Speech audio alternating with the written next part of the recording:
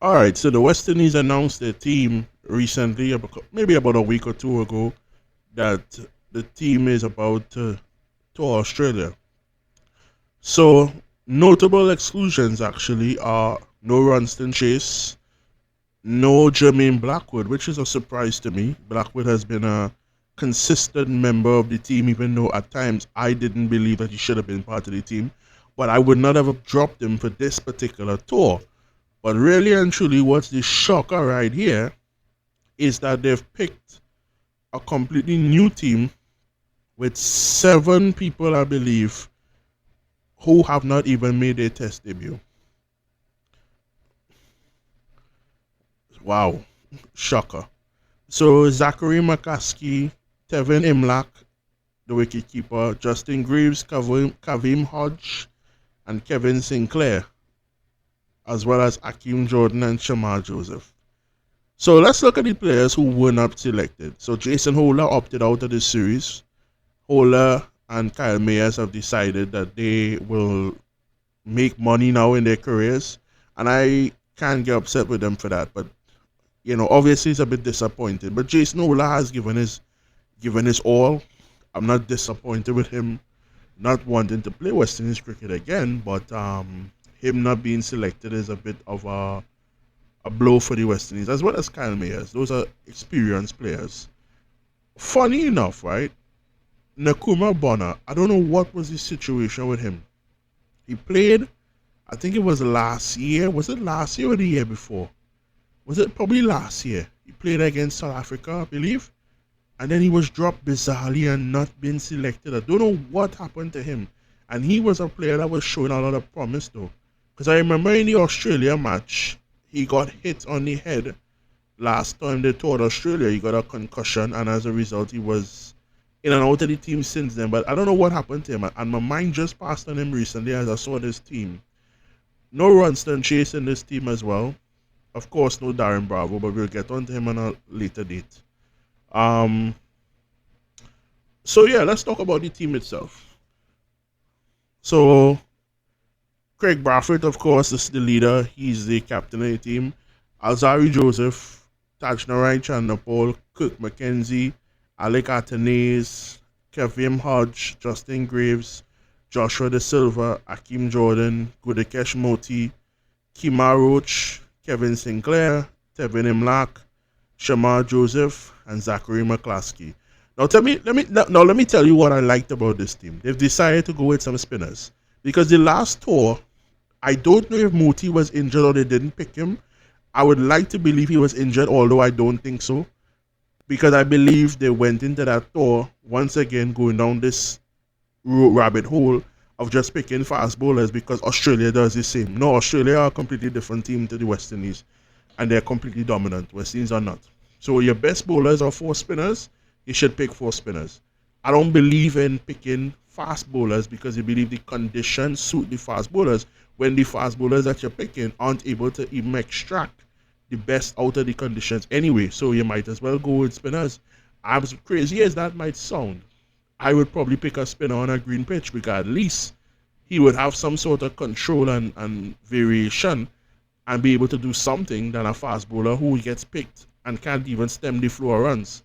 So that's how I look at it. I know it might sound bizarre, but I know what I'm saying because they have picked fast bowlers in the past to play in Australia, and they have not been able to get the best out of the conditions. So if they decide to go with 2 spinners, maybe it might work. Who knows? Now, looking at the team, Kima Roach up against it, bro. He is up against it. Him and Azari Joseph. Joseph has to step his game up big time because he's now the second new ball bowler. I don't know if they'll go with a third bowler, and who would they go with? I like Shamar Joseph. He looks interesting. He looks exciting in terms of the bowling. So they could probably go with a 4-prong attack with Roach, Joseph, the 2 Josephs, and Moti. Or they might go with a defensive strategy and pick a couple all-rounders, maybe Justin Graves and Kevin Sinclair.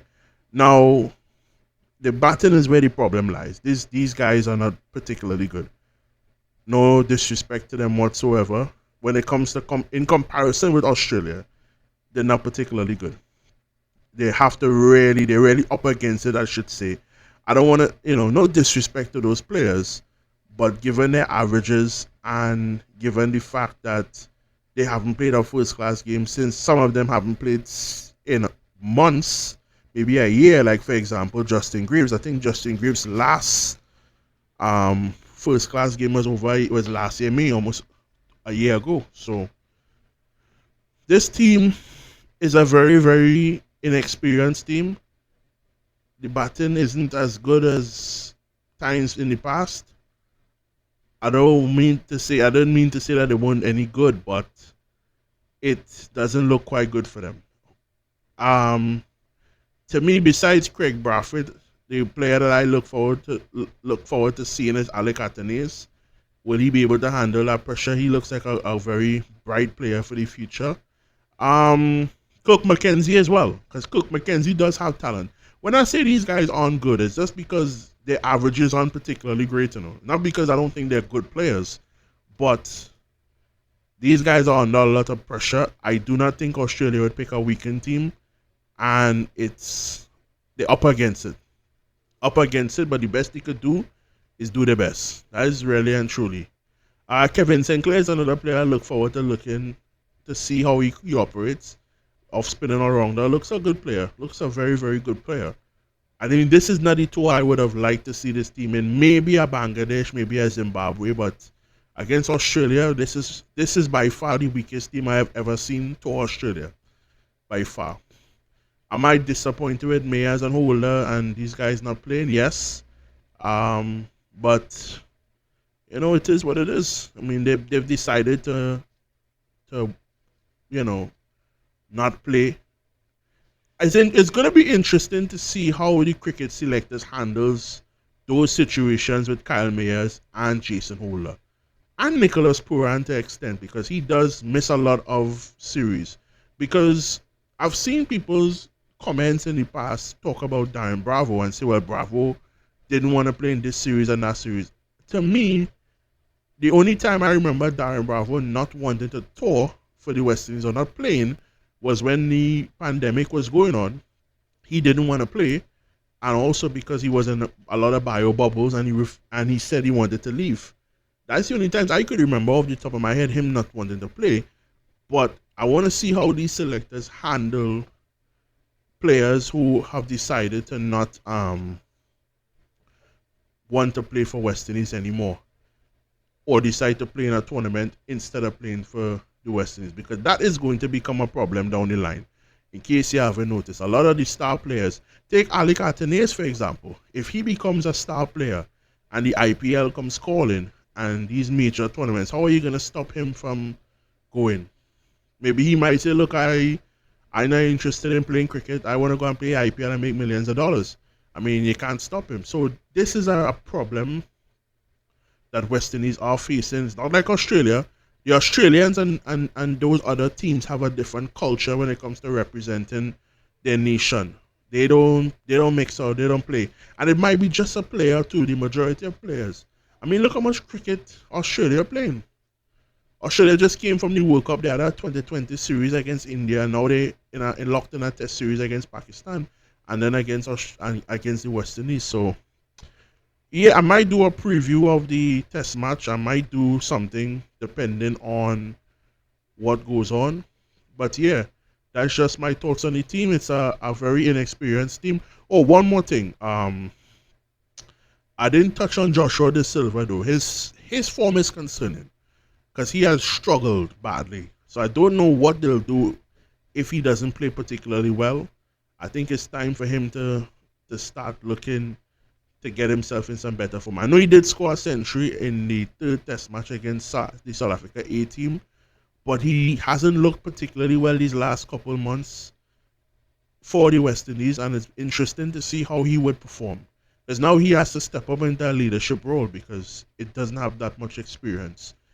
Um, in terms of a starting 11, if I would pick a starting 11 right now out of this team, I'd probably go with Brathwaite, Chandler Paul, Kirk McKenzie, um, Atenes at 4, Greaves at 5, Hmm. I might go Hodge at 6, De Silva 7, Sinclair 8, Roach, Joseph, Moti. That might be my starting 11. It mightn't be that way. I hope it is because I think that's probably the best options. Hodge does offer a little bit of experience with the bat. He's also a left arm spinner, so you get that extra spin. Graves is an all rounder as well, but he's more of a batting all rounder. Does bowl a little bit of fast medium as well. So it's interesting. It depends on the conditions, like I said. I really hope they play Moti in those two test matches because I want to see how Australia plays against him. Seems like a very, very good left arm spinner. So that's my thoughts on the series. I know I went a little bit ahead and all over the place, but yeah, I hope you all got the gist of it. So yeah, I'm out.